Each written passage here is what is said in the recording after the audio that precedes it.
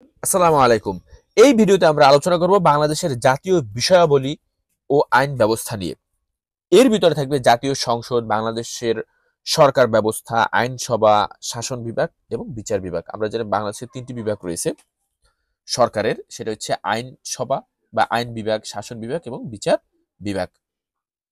এর গুরুত্বপূর্ণ প্রশ্নগুলো দেখব যেগুলো সাধারণ জ্ঞান এবং সমাজে থাকে এবং চাকরির পরীক্ষার জন্য সবচেয়ে বেশি গুরুত্বপূর্ণ। সংসদে মন্ত্রী পরিষদের সদস্য বা মন্ত্রীগণ কর্তৃক উপস্থাপিত বিলকে কি বলা হয়? বলা হয় সরকারি বিল। এটা কি বিল? সরকারি বিল। সরকারি বিল উত্থাপনের জন্য সময় প্রয়োজন হয় ৭ দিন। সংসদে মন্ত্রী পরিষদ সদস্য ছাড়া অন্য সংসদ সদস্য কর্তৃক উত্থাপিত বিলকে কি বলা হয়? বেসরকারি বিল। বেসরকারি বিল উত্থাপনের জন্য সময় প্রয়োজন হয় কয়দিন? ১৫ দিন। এগুলো কিন্তু আমাদের খুবই প্রয়োজন, নিত্যদিনের চাকরির পরীক্ষার জন্য বেশি এবং অ্যাডমিশন টেস্টের জন্য বেশি গুরুত্বপূর্ণ।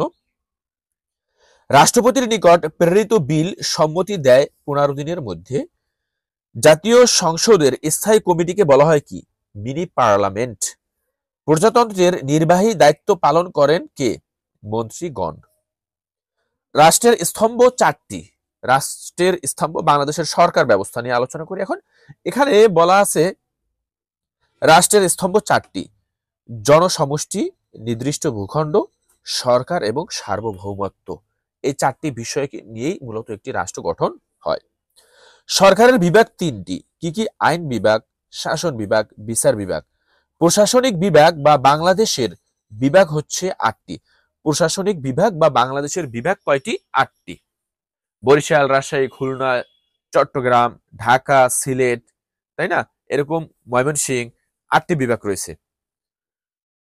অর্থাৎ এই ৮টি বিভাগ সমগ্র বাংলাদেশকে পরিচালনা করে। এরপর দেখব আইনসভা। বাংলাদেশের আইনসভার নাম কি? জাতীয় সংসদ। বাংলাদেশের আইনসভা এক কক্ষ বিশিষ্ট। আমরা জানি ভারত, পাকিস্তান, আমেরিকা দ্বিকক্ষ বিশিষ্ট। বাংলাদেশেও প্রচেষ্টা চলতেছে যে দ্বিকক্ষ বিশিষ্ট আইনসভা চালু করবে। দেশের সর্বোচ্চ আইন প্রণয়নকারী প্রতিষ্ঠান হচ্ছে আইনসভা। জাতীয় ফোরাম হলো আইনসভা। জাতীয় ফোরাম হচ্ছে আইনসভা। যে কোনো দেশের সংবিধান রচনা করে থাকে আইনসভা। আইনসভা বিভিন্ন কমিটির মাধ্যমে নিয়ন্ত্রণ করে, অর্থাৎ অর্থ ব্যবস্থা। আইনসভা বিভিন্ন কমিটির মাধ্যমে নিয়ন্ত্রণ করে কি? অর্থ ব্যবস্থা নিয়ন্ত্রণ করে। জাতীয় সংসদের প্রধান কে? প্রধানমন্ত্রী হচ্ছে জাতীয় সংসদের প্রধান। জাতীয় সংসদের সভাপতি করেন কে? স্পিকার। বাংলাদেশ সংসদের অধিবেশন আহ্বান করেন কে? রাষ্ট্রপতি। কবে অধিবেশন শুরু হবে এগুলো। শাসন বিভাগ তাদের কাজের জন্য দায়ী থাকে আইনসভার নিকট।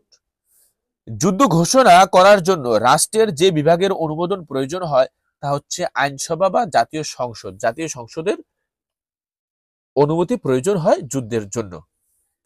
এরপরে আমরা দেখব শাসন বিভাগের কাজগুলো কি কি। সরকারের সর্বাপেক্ষা শক্তিশালী ও গুরুত্বপূর্ণ বিভাগ হচ্ছে শাসন বিভাগ। শাসন বিভাগের অংশ দুইটি: একটি রাজনৈতিক, যা নির্বাচিত জনপ্রতিনিধি, আর একটা অরাজনৈতিক, প্রশাসনিক কর্মকর্তা বা কর্মচারী বা আমলা।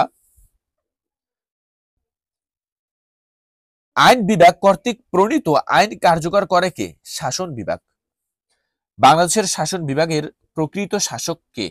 প্রধানমন্ত্রী হচ্ছে প্রধান শাসক। বাংলাদেশ শাসন বাংলাদেশ শাসন বিভাগের নামমাত্র শাসক কে? রাষ্ট্রপতি। অর্থাৎ সাংবিধানিক ততটা ক্ষমতা দেওয়া হয় না আমাদের দেশের রাষ্ট্রপতিকে। জরুরি অবস্থায় অর্ডিন্যান্স জারি করেন কে? রাষ্ট্রপতি।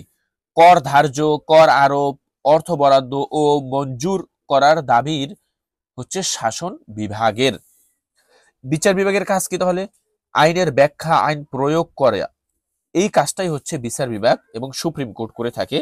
সংবিধানের ব্যাখ্যাকারক বা ব্যাখ্যা দান করে থাকে বিচার বিভাগ। বাংলাদেশের বিচার বিভাগীয় সর্বোচ্চ প্রতিষ্ঠান হচ্ছে সুপ্রিম কোর্ট। Supreme court. বাংলাদেশের আপিল বিভাগের মোট বিচারকের সংখ্যা হচ্ছে 11 জন। 11 জন আপিল বিভাগে কাজ করে থাকে বিচারপতি। বাংলাদেশের জাতীয় সংসদের ইংরেজি নাম কি?